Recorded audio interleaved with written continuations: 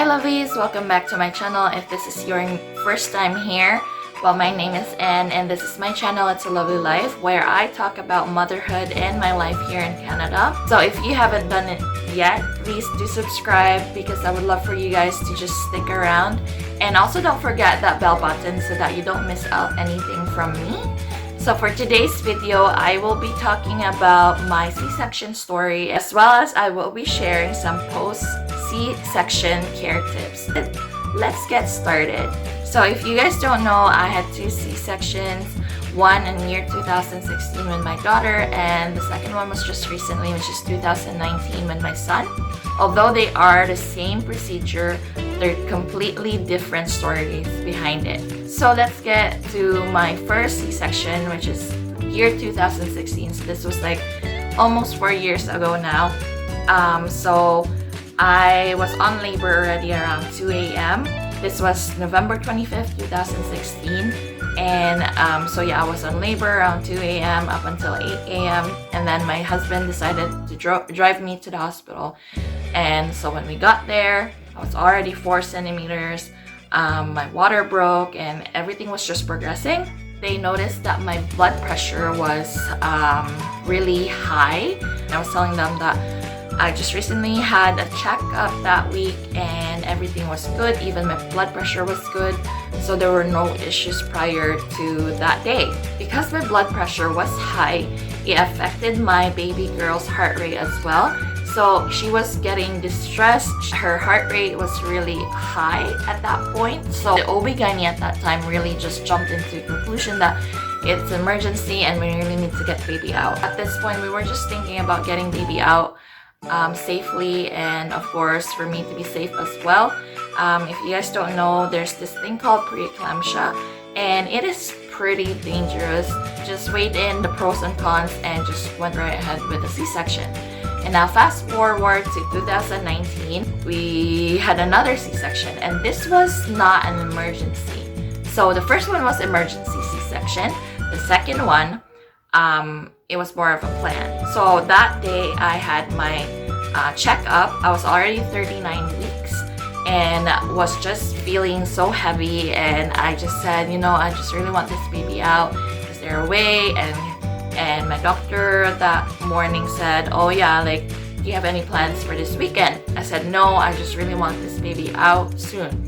So she was already like convinced that I'm gonna have a C-section because of the baby's size at this point. So they were calculating him at around 10 pounds, 8 ounces. So they were really concerned about so many things. But then again, my OB-GYN said, okay, I'll just check you and see if you're dilated already. So she checked me, and indeed I was dilated. I was 4 centimeters. And she said my cervix is really at this point favorable for a VBAC. So I was so excited, and so I went into the hospital with my husband after our lunch, and I was just so excited to have this, you know, like this normal delivery that I've been wanting. So anyways, getting in there, my other OB-GYN, she just assessed me and said, you know, just because it looks favorable, but then again you have a big baby on the way. So she just talked to me about the pros and cons again, and at this point also they checked my urine. So I had proteins in my urine, which is also a sign of preeclampsia. Really just said, you know what, we just want to be safe. We want baby to be safe. I want to be safe as well.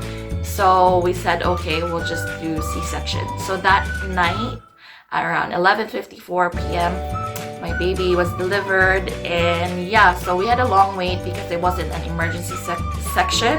But yeah, so that was my story. They're two complete different stories, but yes, same procedure. So I had my C-sections already, and after that, after all the pain medication has worn out, the first thing that I felt really was just pain. So how did I manage it, and how did I manage the post C-section? I think that us C-section mamas, we really have a lot of responsibilities, not just the baby, but as well as taking care of ourselves. So number one tip that I would really recommend is keeping our incision dry and also clean. So don't put any creams or any like oils around that area, just keeping it clean and intact. When showering, making sure that you don't put any shampoo or any body wash around that area. And the reason why we want to keep our incision clean and dry is because moisture can create a breeding area for bacteria, which can lead to infection. So number two is don't lift anything that's heavier than your baby. And the recommended weight is no more than 10 pounds.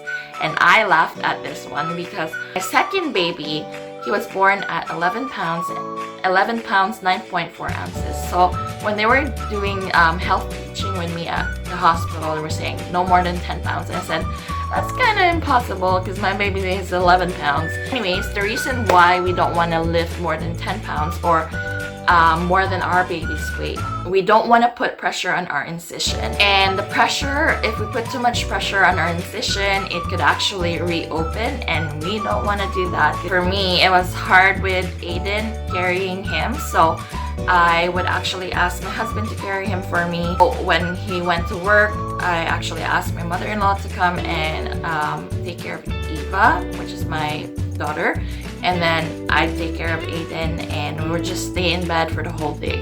3 is a pillow or a rolled blanket over your incision when you're walking or laughing or talking even, because it does hurt when you laugh and cough or you walk. So you want to put that pressure in there, not too much pressure, but just enough so that when you laugh, it's got some support there. Other women also, they use binder, and for me, it wasn't for me. I find that it was just getting too hot, and also when I was breastfeeding, it would get like wet. Number 4 is mobilize or get walking. And the reason for this is you want to keep your blood going, and also you want to avoid blood clots. So as soon as you get your senses back, you want to just walk. And as soon as I got my senses back in my feet and my legs, I got up and went to the bathroom because you don't want to have blood clots, and that could lead to more complications. It also helps with keeping constipation at bay. It also really helps with recovery, but don't overdo it. Just walk slow at a slow pace. Since we're talking about constipation, number 5 tip is to eat a fiber-rich diet and also drink lots of water. And that alone is such a big help for me to not be as clogged up, I guess. I find I was really constipated with Aiden. With Eva, it wasn't a problem, but with Aiden, it was a big problem. Like I was having this like gassy pain around my belly, and I just had such a hard time in the bathroom. So first thing that I did was I asked my husband to buy me some prune juice, and that really helped as well. So prune juice, drink lots of water, and then of course eat a lot of like fiber-rich foods, which could be like a cereal that has lots of fiber in it, and also fruits and vegetables. Number 6 would be a breastfeeding tip. So this one's really hard for C-section mamas, and the best position for a C-section mama would be the football hold. So I have Bear here as my my baby's head will be here, and so you hold him like this, like that, and then you put it here. With this position, you're actually not putting baby's weight on your belly, but that only worked for Eva because she was not as big. But I find with Aiden, I really had a hard time putting him on football hold, so I would still put him like this. So I would put him on my chest. Number 7 is rest, rest, rest, rest. That is your friend for a complete healing, walking and all that, keep the blood going. But you also want to remember that your body is trying to heal. So the best way for your body to heal is when you're at rest. So if your husband is pitching in with chores, let them do it. It may not be at your standards, but who cares? Right now, you just want to really take care of yourself so that you're able to take care of your baby. So don't worry about cleaning, cooking, whatever. Just let people help with that if you have help. So if you don't, then it would probably make sense that before giving birth or just your last trimester, that you would actually prep, like maybe making some, make ahead meals and freezing them. So that would be a good tip as well. So I think that's it for this video, and really, but the biggest tip would be just to rest and don't carry anything that's heavy, and yeah, just take care of yourselves, because if we are not healing well, and I know that it takes at least 6 weeks for us to fully recover, that might be true to some, or some others actually they recover really fast. And again, just make sure that you are taking care of yourselves, eat well, sleep well. I know it's hard to do that when you have a newborn baby, but try as much as you can. That load of laundry or that dishes could wait for a little while. So if you're a C-section mama, I would love to hear your story down below, and let me know what really helped you throughout your healing journey or your post C-section journey. So that's it for today. I hope you guys get something from this, and I'll see you guys in my next video. Bye!